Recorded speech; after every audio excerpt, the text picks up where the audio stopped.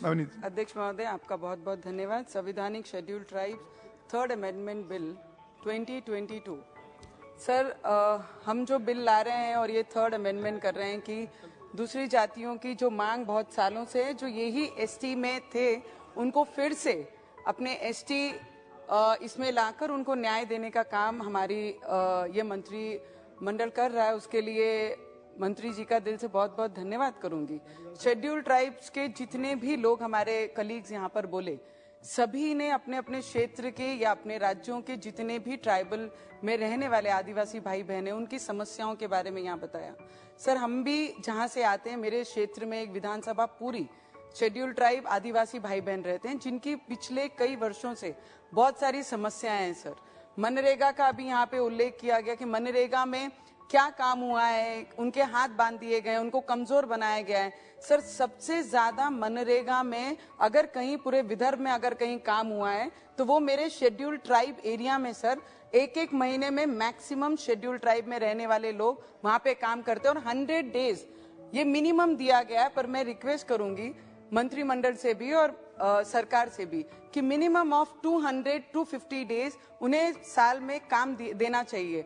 वहां पर सबसे बड़ी प्रॉब्लम है सर माल न्यूट्रिशन की और सिकल सेल्स की मैडम, क्योंकि वहां पर जो लोग रहते हैं ये सब चीजों की उनके बहुत बड़ी समस्या है। वहां पे हॉस्पिटल की कहीं सुविधाएं नहीं है, वो सुविधाएं हमें देना बहुत जरूरी है। और गर्भवती जब डिलीवर करती है तो अगर वहां पे कोई इमरजेंसी केस होता है तो 150 किलोमीटर उन्हें अमरावती आना पड़ता है और बीच में ऐसी दुर्घटना हो जाती है तो कई बार माता की भी डेथ हो जाती है और बच्चे की भी उसी के साथ डेथ हो जाती है।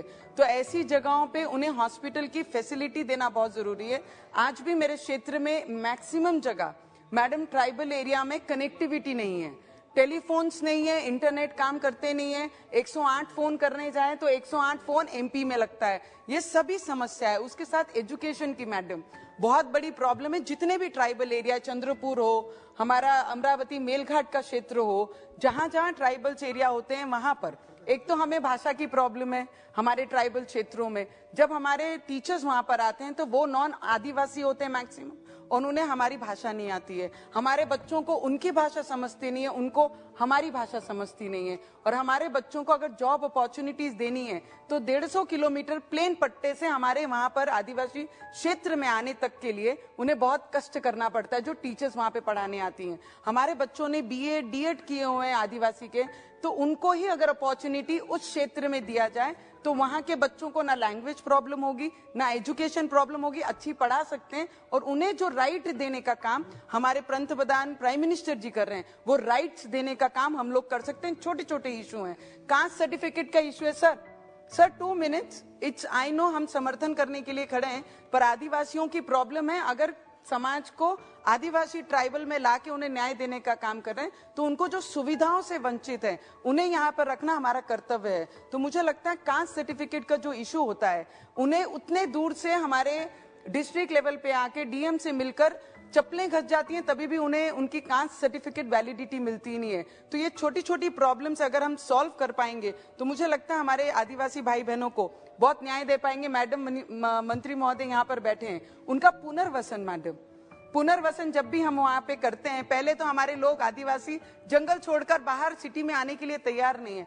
अगर वो जंगल छोड़कर प्लेन पट्टे में आते हैं तो उनको जो राइट्स देना चाहिए, घर छोड़ने का जो मुआवजा देते हैं वो 10 लाख रुपए देते हैं। और शहरों में 10 लाख रुपए में आज कहीं पर भी किसी को भी रहना बहुत मुश्किल है। तो उसके लिए पुनर्वसन की जो राशि रहती है उसे डबल ट्रिपल करके उन्हें सुविधा उस चीज की भी देनी चाहिए, तब जाके वो अपने घर, अपना जंगल, अपना प्यार छोड़कर वो शहरों में आएंगे। तो उसके लिए भी हम लोगों ने सोचना चाहिए मैडम। और मेडिकल इश्यूज बहुत ज्यादा हैं जो मैंने बताए हैं, और फार्मर्स के issue, last 1 minute sir, just 1 minute.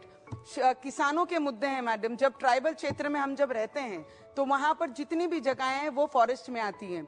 Forest से हमको वो दी गई हुई जगहें कि यहाँ पे रहना बसरा करने के लिए आपको इतनी जगह हम देते हैं और उसमें आप खेती कर सकते हैं।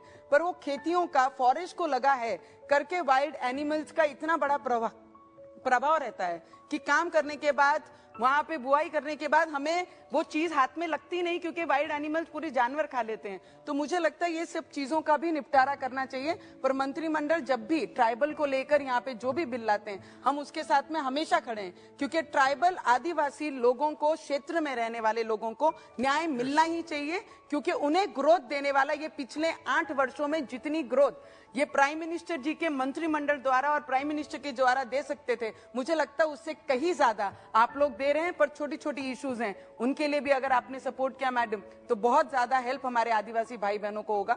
मंत्रिमंडल ने पहले भी 4G के लिए हमारे क्षेत्र के लिए बहुत कुछ दिया है, आगे भी कनेक्टिविटी के लिए अगर थोड़ा सोर्स करेंगे तो मुझे लगता है उनको कनेक्टिविटी बहुत जल्द मिलेगी। Thank you so much sir, and I support this bill. Honorable Member Shri P. Ravindranath. Honorable members, those who are spoken yesterday, do not repeat same points today.